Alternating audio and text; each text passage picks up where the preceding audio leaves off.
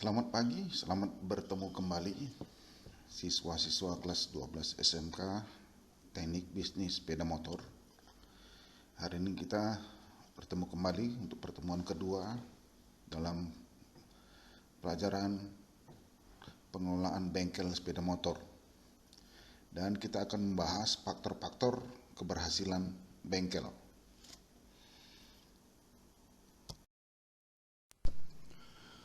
Apakah itu keberhasilan? Keberhasilan adalah suatu kesesuaian antara rencana dengan proses pelaksanaan dan hasil yang dicapai.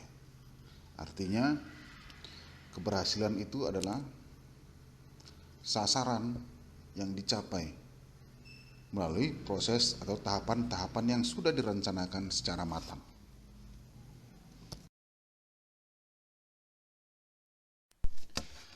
Faktor apa saja yang membuat bengkel berhasil? Mental, sumber daya manusia,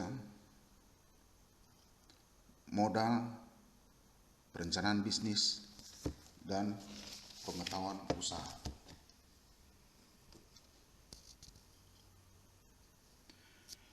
Jadi di sini mental merupakan faktor utama dalam melaksanakan suatu usaha.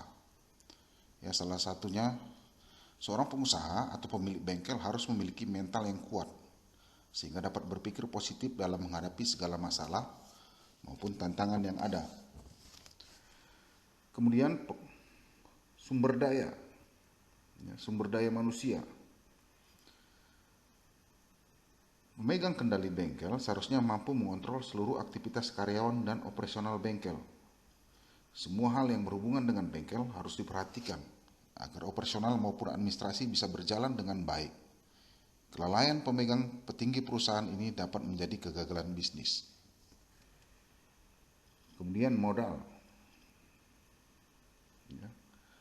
Modal merupakan hal yang penting bagi bisnis yang akan dibangun, termasuk bengkel sepeda motor. Salah satu kegagalan bisnis terjadi akibat dari sedikitnya modal yang dimiliki. Karena apabila modal cukup, sebuah bisnis dapat berjalan maksimal. Akan tetapi bila modal dalam berbisnis tersebut kurang, tentu saja hal ini bisa menjadi penghalang. Kemudian pengetahuan usaha. Sebelum menjalankan bisnis, pemilik bengkel harus memiliki pengetahuan dan pengalaman tentang bisnis yang akan dijalaninya. Pengetahuan tentang bisnis sangat penting karena dengan pemahaman bisnis yang baik, seorang pemilik bengkel dapat melakukan pengelolaan yang berhubungan dengan bisnis bengkel tersebut.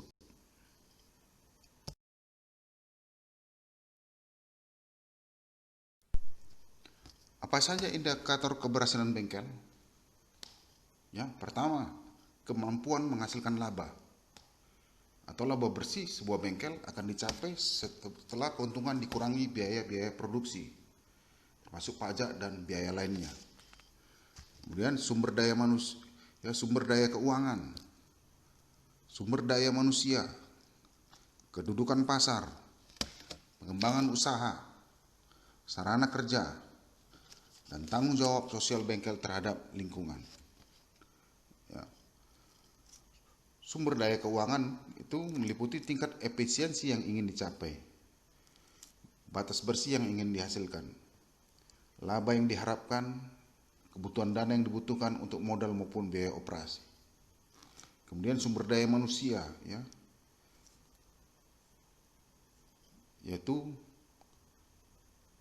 keterampilan sesuai dengan bidang masing-masing dalam struktur organisasi bengkel, dan terus akan ditingkatkan. Nah, bengkel berhubungan dengan teknologi, jadi sumber dayanya pun harus sumber daya yang selalu upgrade dengan teknologi agar bengkel tidak ketinggalan. Kemudian kedudukan pasar, artinya adalah kemampuan bengkel untuk dapat bersaing dengan bengkel lain yang serupa. Biasanya bengkel memiliki kedudukan baik dengan memberikan kepercayaan kepada konsumen karena bengkel menjual jasa. Kemudian pengembangan usaha, meliputi peningkatan penjualan barang maupun jasa, laba, aset. Peningkatan penjualan barang dapat berupa spare part, oli, dan aksesoris motor. Ya, peningkatan penjualan jasa misalnya servis kunjung di rumah konsumen atau di instansi-instansi tertentu. Jadi untuk mengembangkan usaha bisa menjual produk-produk yang terintegrasi dengan jasa yang dijual pada bengkel tersebut. Ya, kalau kita buka bengkel sepeda motor, berarti kita menjual alat-alat spare part dan aksesoris sepeda motor dan yang berhubungan dengan sepeda motor. Kemudian sarana kerja, ya perlu disediakan, diawasi dan dikendalikan penggunaannya. Karena semakin lama alat digunakan pasti efektivitasnya turun, sehingga perlu adanya perbaikan, penggantian maupun penambahan sesuai dengan perkembangan teknologi. Ya, karena sarana kerja atau alat kerja yang digunakan dalam proses produksi atau proses pekerjaan itu mengalami yang namanya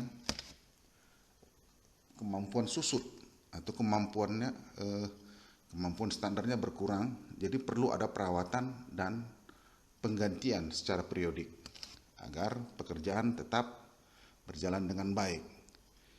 Kemudian tanggung jawab sosial bengkel terhadap lingkungan, artinya bukan hanya keuntungan berupa laba saja yang dicari, akan tetapi keberadaan bengkel harus dapat diterima oleh masyarakat dan lingkungan sekitar.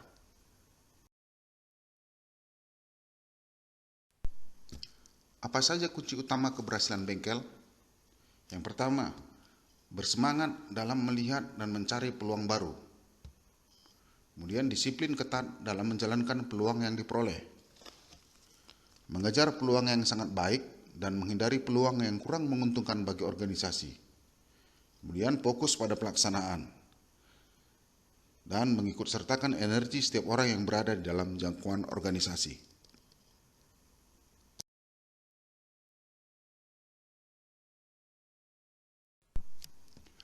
Apa saja faktor penghambat keberhasilan bengkel? Fokus internal, market description, tidak fokus,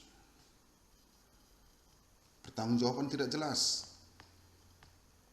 ketidakmampuan melihat peluang, tidak ada ketegasan, persaingan internal, melihat masa lampau, dan tidak mampu bangkit dari keterpurukan. Jadi apa saja faktor penghambat keberhasilan bengkel itu tadi? Yaitu fokus internal. Artinya pimpinan hanya melihat yang ada di dalam atau terjadi konflik internal yang membuat manajemen tidak lagi sensitif dengan apa yang terjadi di luar. Hal ini bisa terjadi karena para pemegang modal atau saham sibuk memperebutkan posisi atau kepentingan lain yang membuat urusan pengembangan perusahaan menjadi terbengkalai. Kemudian market description. Market description ini adalah terhambatnya perkembangan perusahaan, bisa juga karena ada market description atau ada suatu hingar-bingar di luar perusahaan yang tidak mampu diikuti. Umumnya ini disebabkan oleh hadirnya teknologi baru yang menyebabkan perusahaan tidak lagi kompetitif. Munculnya teknologi baru pada sepeda motor sebagai contoh adalah perpindahan teknologi mesin sepeda motor dari teknologi konvensional ke teknologi injeksi. Jadi apabila bengkel tidak bisa mengikuti perkembangan teknologinya, maka dapat dipastikan bengkel tersebut lama-kelamaan akan ditinggalkan oleh konsumennya. Kemudian tidak fokus. Biasanya terjadi karena ingin melakukan beberapa target kegiatan sekaligus. Penggunaan sumber daya menjadi terpecah. Akibatnya di setiap kegiatan tidak ada yang dapat berhasil secara maksimal. Ini mungkin juga akibat adanya berbagai prioritas yang tidak saling mendukung. Jadi dalam menjalankan usaha kita harus memposisikan skala prioritas, mana yang lebih dahulu dimajukan. Kemudian pertanggungjawaban tidak jelas. Apabila penanggung jawab tidak jelas, maka dari sisi pelaksanaan juga akan tersendat-sendat. Ditambah lagi dengan kualitas sumber daya manusia yang tidak mumpuni, maka pelaksanaan suatu pekerjaan atau proyek juga akan jadi masalah. Kemudian ketidakmampuan melihat peluang. Biasanya ada peluang besar yang terlewat begitu saja, karena ada ketakutan atau keraguan untuk mengambilnya. Akibat berikutnya adalah terjadinya stagnasi. Tidak ada pertumbuhan pada suatu usaha.